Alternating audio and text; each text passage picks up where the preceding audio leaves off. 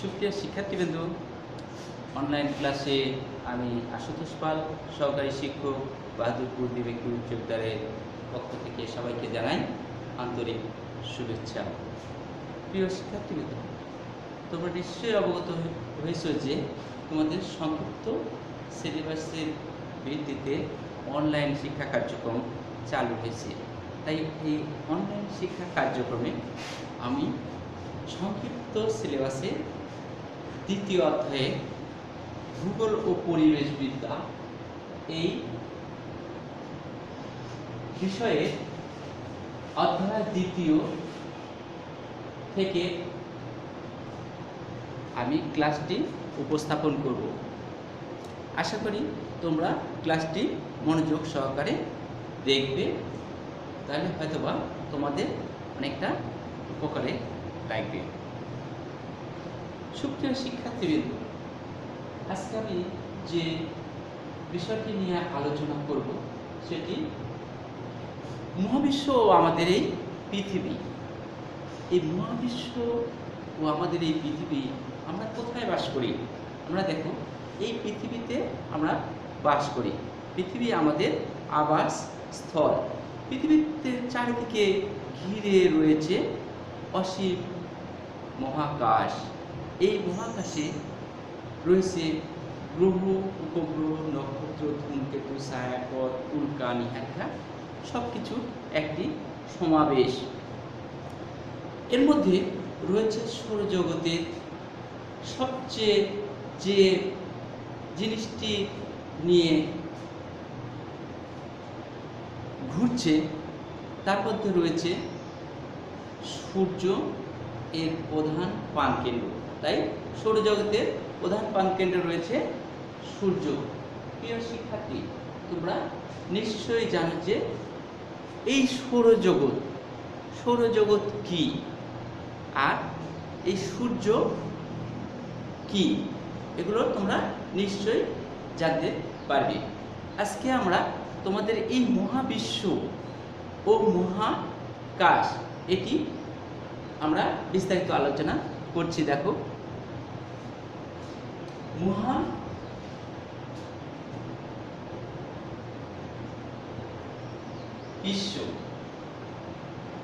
ও মহাকাশ। মহাবিশ্ব ও মহাকাশ কি?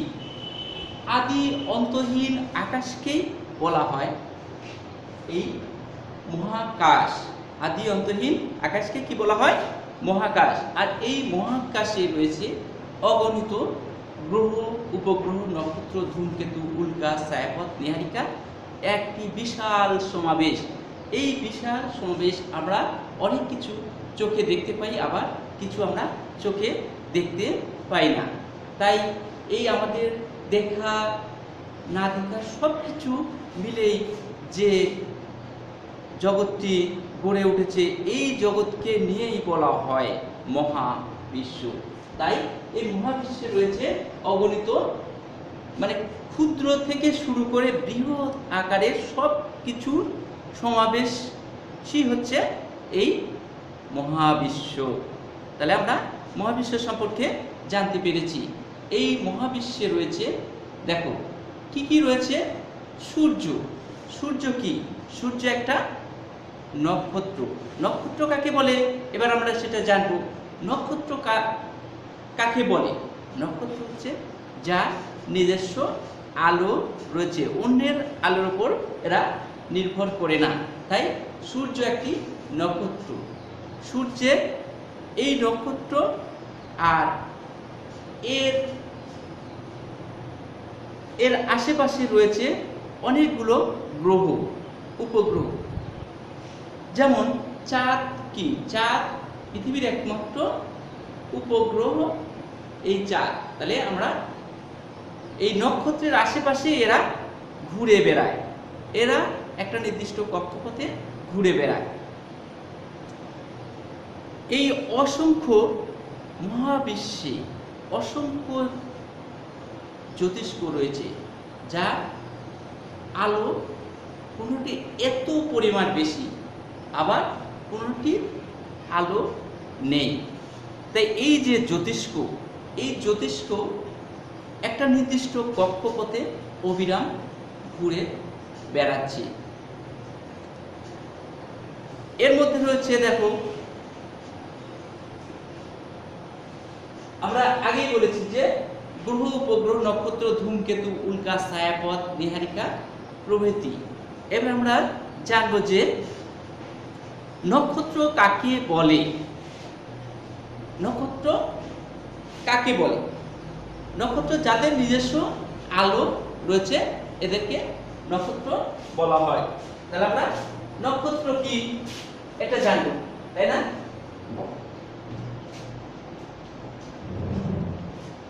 নক্ষত্র কি?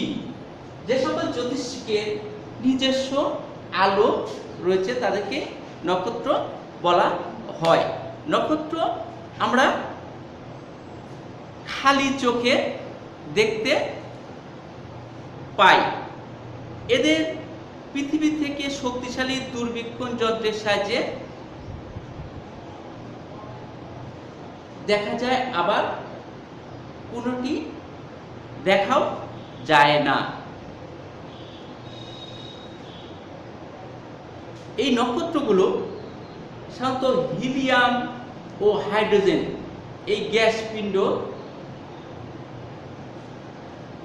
দিয়ে অবিরাম জ্বলছে, আর এটি সাধারণত ৬০০০ ডিগ্রি তাপমাত্রায় জ্বলছে বলে আমরা ধারণা পেয়ে থাকি। অনেক জ্যোতিষ্ক রয়েছে যেগুলোর এই যে সূর্য নামক একটা নক্ষত্র রয়েছে, এর প্রখরতার কারণে অনেকগুলো নক্ষত্রকে আমরা দেখতে পাই না দিনের বেলায়। এর কারণ কি?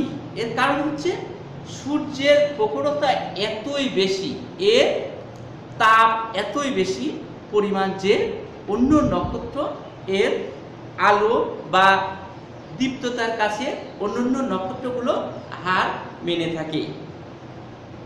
এই সূর্য একটি জ্বলন্ত গ্যাস পিণ্ড। এই গ্যাস পিণ্ডটা আরো রয়েছে আমাদের এই সূর্যের নিকটতম একটি নক্ষত্র রয়েছে যার নাম প্রক্সিমা সেন্টোরাই। এই প্রক্সিমা সেন্টোরাই সূর্যের একটি নিকটতম নক্ষত্র।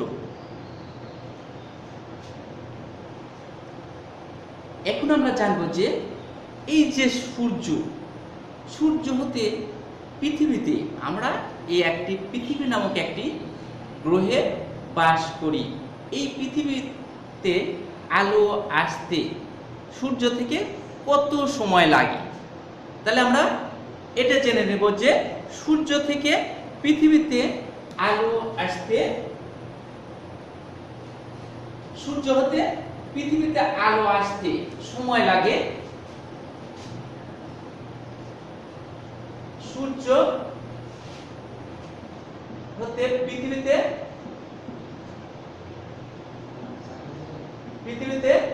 আলো আসতে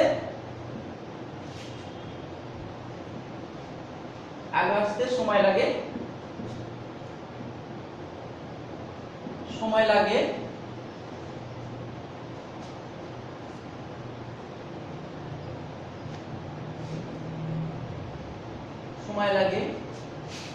8 মিনিট 19 সেকেন্ড। তাহলে তোমরা নিশ্চয়ই বুঝতে পেরেছো যে সূর্য থেকে পৃথিবীতে আলো আসতে কত সময় লাগে। এটি তোমাদের নৈবেদ্যিকে আসবে, এগুলো তোমরা অবশ্যই মনোযোগ সহকারে পড়বে। তাহলে এই সূর্য থেকে পৃথিবীতে আলো আসতে কত সময় লাগে? 8 মিনিট 19 সেকেন্ড। তাহলে সুপ্রিয় শিক্ষার্থীবৃন্দ, এই যে পৃথিবী থেকে সূর্যের দূরত্ব কত? 4.2 আলোকবর্ষ। এবার আমরা জানব যে সূর্যের পরে আমরা এসেছি হচ্ছে নক্ষত্র মণ্ডলী কাকে বলে? নক্ষত্রমণ্ডলী মেঘমুক্ত আকাশের দিকে আমরা যদি তাকাই তাহলে আমরা দেখতে পাবো যে অনেকগুলো তারা একত্রিত ভাবে জ্বলছে। এই যে জোট বেঁধে চলতে আমরা দেখতে পাই, এই জোট বেঁধে দেখতে পাওয়াকেই বলা হয়, এদেরকে বলা হয় এই নক্ষত্র মণ্ডলী। আমরা যেমন শুনেছি যে অনেকগুলো শিক্ষক যখন একত্রিতভাবে আমরা বলবো তখন আমরা এটাকে কি বলি, যে শিক্ষক মণ্ডলী, ছাত্রবৃন্দ। তদ্রূপ এই যে নক্ষত্র, অনেকগুলো নক্ষত্রকে যখন একটা সমাবেশে আমরা দেখতে পাই একেই বলা হয় নক্ষত্র মণ্ডলী। এই নক্ষত্র মণ্ডলী এদের কোনোটা ভালুকের মতো, কোনোটা আবার শিকারীর মতো। প্রিয় শিক্ষার্থী, এবার আমরা জানবো হচ্ছে গ্যালাক্সি কাকে বলে। মহাকাশে গ্রহ উপগ্রহ, নক্ষত্র, ধূলিকণা, ধূমকেতু বা শুক্রমণ্ডলীর মতো এক বিশাল সমাবেশকেই বলা হয় এই গ্যালাক্সি। এই গ্যালাক্সি বা নক্ষত্র জগৎ। এরপরে আমরা জানবো এই গ্যালাক্সির ক্ষুদ্রতম অংশকে আবার কি বলে। গ্যালাক্সির ক্ষুদ্রতম অংশকে বলা হয় ছায়াপথ। এরপরে আমরা জানবো যে নীহারিকা কি। নীহারিকা হলো মহাকাশে অসংখ্য স্বল্প আলোকিত তারকার আস্তরণ। এদের বিভিন্ন আকৃতির হয়ে থাকে। নীহারিকা গ্যাসীয় পদার্থপূর্ণ, এদের গ্যাসীয় নীহারিকা বলা হয়। এক একটি নীহারিকার ব্যবধান,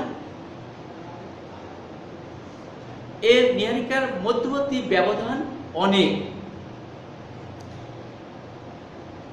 একটি নীহারিকার মধ্যে অসংখ্য বা কোটি কোটি নক্ষত্র থাকতে পারে।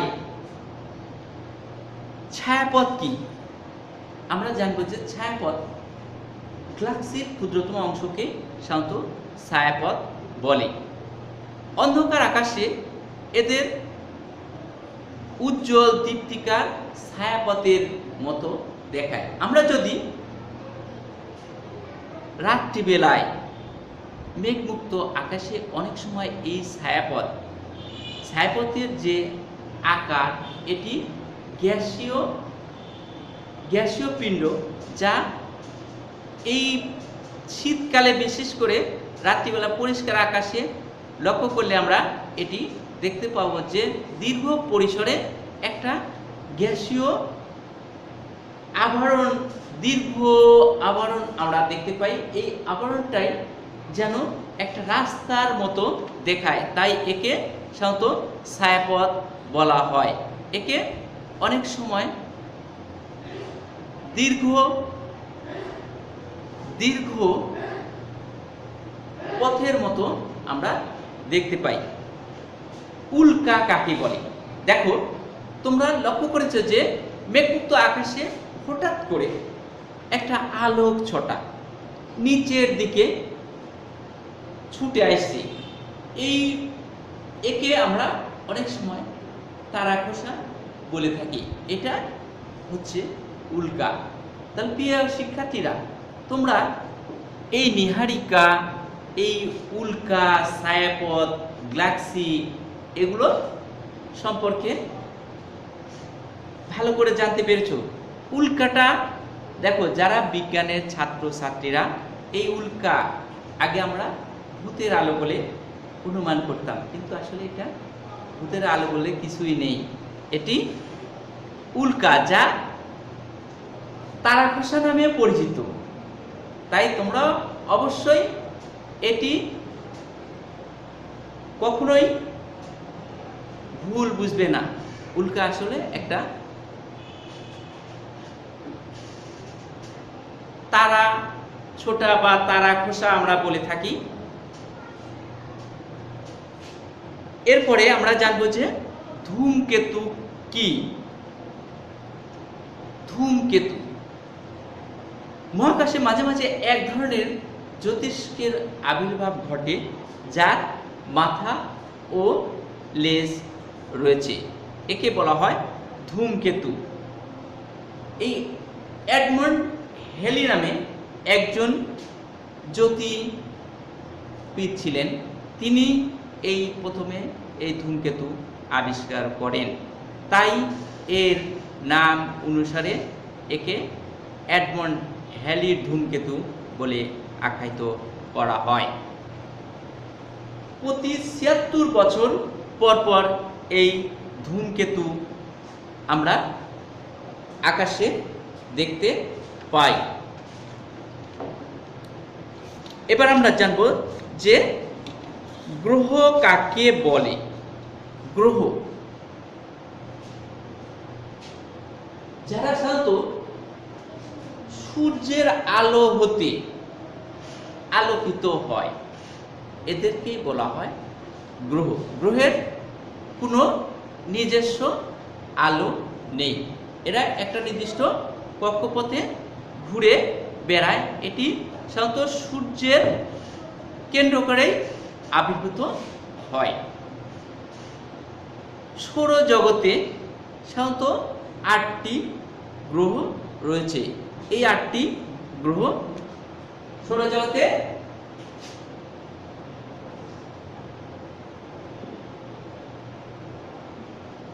সৌরজগতে মোট ৮টি গ্রহ রয়েছে। তাহলে তোমরা অবশ্যই বুঝতে পেরেছো যে সৌরজগতে কয়টি গ্রহ রয়েছে। সৌরজগতে ৮টি গ্রহ রয়েছে। এই ৮টি গ্রহ একটা নির্দিষ্ট কক্ষপথে এরা পরিভ্রমণ করছে। তাহলে এই সৌরজগতের কয়টি গ্রহ রয়েছে তোমরা অবশ্যই বলতে পারবে, তাই না? সৌরজগতে মোট ৮টি গ্রহ রয়েছে। এবার আমরা গ্রহ তো জানলাম, এবার আমরা জানবো যে উপগ্রহ কাকে বলে। উপগ্রহ কি? গ্রহে পড়ে উপগ্রহ।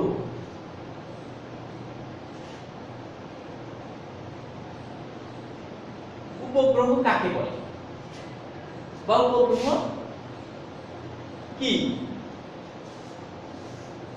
তাহলে দেখো, লক্ষ্য করো যে গ্রহকে কেন্দ্র করে যারা আবির্ভূত হয় বা গ্রহের আলো হতে যারা আলোকিত হয় তাদেরকে বলা হয় উপগ্রহ। যেমন চাঁদ। চাঁদ কি? পৃথিবীর একটি উপগ্রহ। এই চাঁদ বা চন্দ্র, এই চাঁদ বা চন্দ্র এটি পৃথিবীর একটি পৃথিবী নামক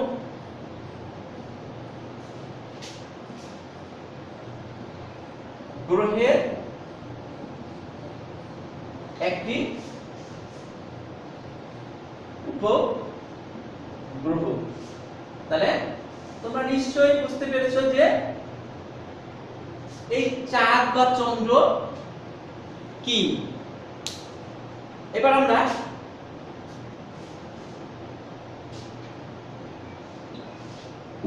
আমরা জানবো যে এই যে ৮টি গ্রহ রয়েছে এই গ্রহগুলোর নাম কি। দেখো, বুধ, শুক্র, পৃথিবী, মঙ্গল, ইউরেনাস এবং নেপচুন, এই ৮টি গ্রহ আমরা আগে পড়ে এসেছি যে পৃথিবীতে ৯টি গ্রহ রয়েছে। এরপরে আমরা শুনেছি যে 10টি গ্রহ রয়েছে। কিন্তু বর্তমানে বিজ্ঞানীরা বিভিন্ন ভাবে এটি রিসার্চ করে দেখেছেন যে এই পৃথিবীতে 8টি গ্রহ। আসলে এটাও সঠিক কিনা আমরা সঠিকভাবে বলতে পারবো না, কারণ এটি প্রতিনিয়ত বিভিন্ন বিজ্ঞানীরা বিভিন্নভাবে এটি রিসার্চ করছেন। কখনো বলছেন যে এটি 8টি গ্রহ রয়েছে, আমরা সেটাই ধরে নিই যে ঠিক আছে। আবার তোমরা হয়তো 10টি 12টিও তোমরা জানতে পারো, কারণ যখন যেটা আসবে সেটাই তোমাদের মেনে নিতে বাধ্য হওয়া লাগবে। কারণ আমরা জানতে পারি যে এই যে 9টি গ্রহ নবগ্রহ, এখন আবার জানছি যে 8টি গ্রহ। আমরা তো এটা প্রমাণ করতে পারবো না। সেই গোপাল ভাঁড়ে তোমরা কি কৌতুক শুনেছো যে পৃথিবীর মধ্যস্থল নির্ণয়ের? তোমাদের আমি একটি গল্প শোনাচ্ছি। দেখো, এই পৃথিবীর গোপাল ভাঁড় নামে একজন ব্যক্তি আছে, তোমরা কি তার গল্প শুনেছো? নিশ্চয়ই শুনেছো, তাই না? যে এই গোপাল ভাঁড় যখন পৃথিবীর মধ্যস্থল নির্ণয় করতে বলেন, তখন রাজার কাছে কি এক প্রস্তাব তিনি উত্থাপন করেন যে আমি মধ্যস্থল নির্ণয় করে দিতে পারবো, কিন্তু আমার কাছে কি লাগবে, যে দড়ি লাগবে। দড়ি, কেমন দড়ি লাগবে? তখন রাজামশাইয়ের কাছে প্রস্তাব রাখছে। রাজামশাই ঠিক আছে, দড়ি দেবো তোমাকে। তো আমাকে 7 গাড়ি হয়তো দড়ি দেওয়া লাগবে। 7 গাড়ি দড়ি সে এই মোড়া থেকে ওই মোড়া কি করছে, একবার এর তরফ থেকে বসাচ্ছে, আবার ওই সাইডে ছাড়িচ্ছে, এরকম ভাবে বসাতে বসাতে এক সময় এসে একটা খুঁটা বলছে যে এটাই পৃথিবীর মধ্যস্থল। যদি তোমার বিশ্বাস না হয় তুমি মাপে আসো, আমি মাপছি। তো এইরকম এই যে আমরা সঠিক আর যে কোথায় সঠিক এটা আমরা বুঝতে পারি না। তাই বিভিন্নভাবে আমরা কৌশল অবলম্বন করি। এই গোপাল ভাঁড় যেমন কৌশল অবলম্বন করছে যে এটি পৃথিবীর মধ্যস্থল। যাই হোক, তোমরা বুঝতে পারছো, তাই না, যে গ্রহ কাকে বলে, উপগ্রহ কাকে বলে। এবার আমরা জানবো যে পৃথিবীর যে এই যে গ্রহর যে পৃথিবী নামক একটি গ্রহ রয়েছে, এরকম আরো অনেক গ্রহ রয়েছে। এই গ্রহ কোনটি বড়, আবার কোনটি অনেক ছোট। এবার আমরা জানবো যে এই ছোট বড় এই পার্থক্য আমরা জানবো। দেখো, এই যে বুধ সৌরজগতের সবচেয়ে ক্ষুদ্রতম একটি গ্রহ। এই বুধ গ্রহের মাত্র এটি সূর্য থেকে এর গড় দূরত্ব 5.8 কোটি কিলোমিটার। এর ব্যাস পৃথিবীর ব্যাসের 4850 কিলোমিটার। সূর্যের খুব কাছাকাছি থাকায় এর সূর্যের আলোর তীব্রতার কারণে এই বুধ গ্রহে জীবের অস্তিত্ব কল্পনা করা যায় না।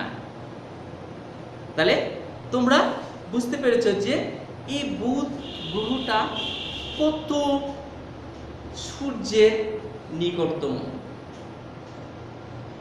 বুধ গ্রহটি মাত্র 88 দিনে সূর্যকে সে পরিভ্রমণ করতে পারে। বুধ গ্রহের কোনো উপগ্রহ নেই। বুধের পরে আমরা আসবো শুক্র। শুক্র পৃথিবীর শুক্র একটি সৌরজগতের একটি গ্রহ।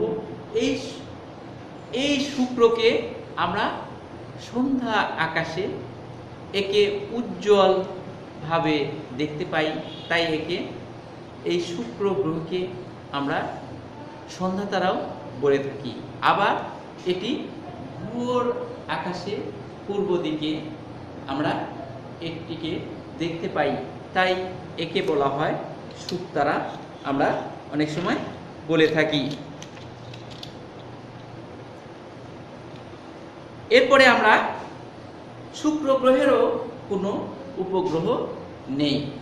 শুক্র গ্রহ সূর্যকে আবর্তন করতে এর সময় লাগে 225 দিন। তাই এই শুক্র গ্রহের 225 দিনে 1 বছর ধরা হয়। এরপরে আমরা আসবো সৌরজগতের যে আরেকটি গ্রহ, সেটি হচ্ছে পৃথিবী নামক গ্রহ। এই পৃথিবী আমরা তো এর আগে জেনেছি যে পৃথিবী আমাদের আবাস ভূমি, আমরা এই পৃথিবীতে বাস করি। এটি সূর্য থেকে পৃথিবীর গড় দূরত্ব 15 কোটি কিলোমিটার। এই 15 কোটি কিলোমিটার দূর হতে আমাদেরকে কি করে, এই পৃথিবীতে সূর্য আলো দিয়ে থাকে। এই 15 কোটি কিলোমিটার দূর হতে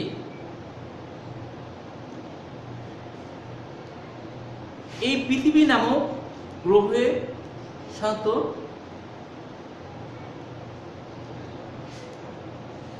এই পৃথিবী নামক গ্রহে 365 দিনে 1 বছর হয়ে থাকে।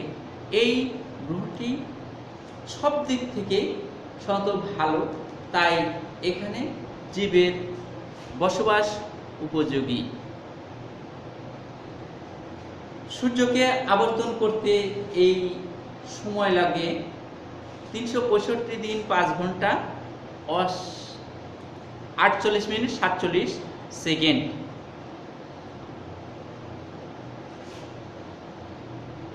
তাহলে প্রিয় শিক্ষার্থীরা, তোমরা নিশ্চয়ই বুঝতে পেরেছো যে আমরা এই যে পৃথিবী নামক গ্রহে বাস করি। এবার আমরা জানবো হচ্ছে মঙ্গল গ্রহ।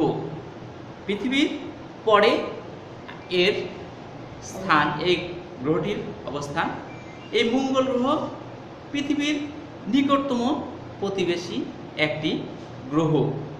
বছরের অধিকাংশ সময় একে দেখা যায় খালি চোখে। মঙ্গল গ্রহকে এটি দেখতে লালচে রঙে দেখায়।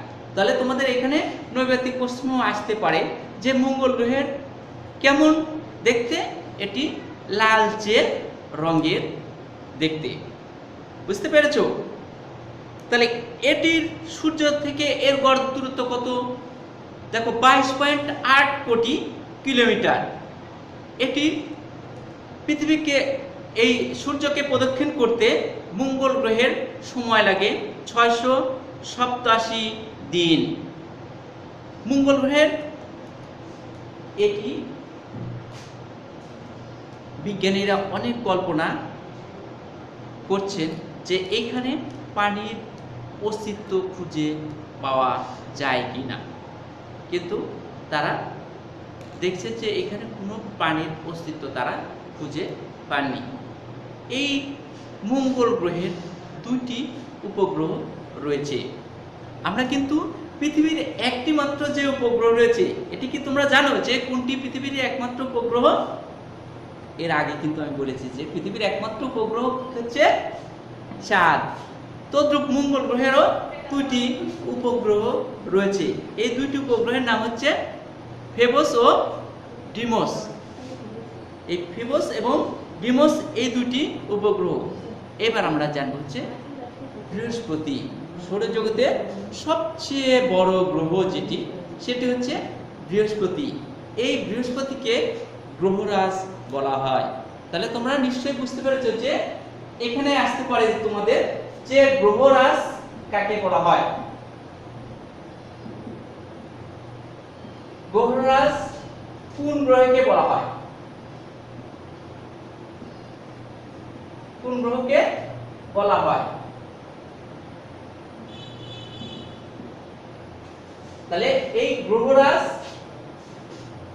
আমরা জানি যে গ্রহটি সবচেয়ে বড় সেই গ্রহকে গ্রহরাজ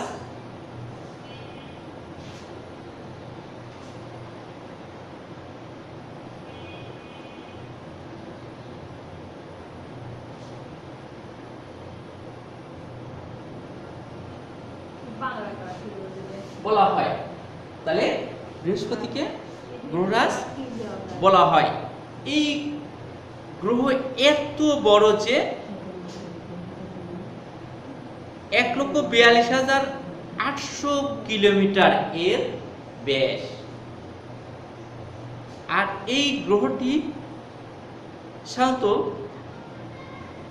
পৃথিবীর চেয়ে 1300 গুণ বড়। তাহলে তোমরা খেয়াল করো যে এই বৃহস্পতি গ্রহটি পৃথিবীর চেয়ে কত গুণ বড়? 1300 গুণ। এই বৃহস্পতি গ্রহের 67টি উপগ্রহ রয়েছে। তাহলে এখানে তোমাদের নৈবেদ্য থেকে আসতে পারে যে কোন গ্রহের সবচেয়ে বেশি উপগ্রহ রয়েছে। তাহলে তোমরা নিশ্চয়ই বুঝতে পেরেছো যে বৃহস্পতি যেহেতু বড় একটি গ্রহ, আর এই গ্রহেরই সবচেয়ে বেশি উপগ্রহ রয়েছে। কতটি? 67টি উপগ্রহ। এই গ্রহে জীবের অস্তিত্ব কল্পনা করা যায় না। শনি, সৌরজগতের দ্বিতীয় বৃহত্তম গ্রহের নাম শনি। এই গ্রহের সাধারণত 62টি উপগ্রহ রয়েছে। এরপরে আমরা জানব যে ইউরেনাস সৌরজগতের তৃতীয় বৃহত্তম গ্রহ। এটি সূর্য থেকে 267 কোটি কিলোমিটার দূরে অবস্থিত। আর এই ইউরেনাস এই সূর্যকে প্রদক্ষিণ করতে এর সময় লাগে 84 বছর। তাহলে এর গড় দূরত্ব দেখো যে এই গ্রহটি সূর্য হতে প্রায় অনেক অনেক দূরে অবস্থিত। তাই এর সময় লাগে, আমরা বলেছি যে কত? 84 বছর সময় লাগে। এই গ্রহের মাত্র 27টি উপগ্রহ রয়েছে। এরপরে আমরা আসবো হচ্ছে নেপচুন। সূর্য হতে নেপচুনের এত দূরে অবস্থিত যে এই নেপচুন গ্রহ 450 কোটি কিলোমিটার দূরে অবস্থিত। এই গ্রহটি এত দূরে অবস্থিত হওয়ার কারণে এই গ্রহের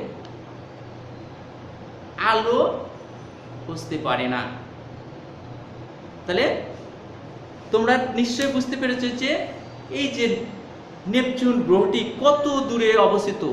এই গ্রহের আয়তন 72টি পৃথিবীর সমান। এই গ্রহের উপগ্রহের সংখ্যা মাত্র 14টি। তাহলে প্রিয় শিক্ষার্থীরা, তোমরা নিশ্চয়ই বুঝতে পেরেছো যে এই যে 8টি গ্রহ, এই 8টি গ্রহের মধ্যে কোনটি সবচেয়ে বড় গ্রহ? তাহলে তোমরা নিশ্চয়ই বুঝতে পেরেছো, তাই না?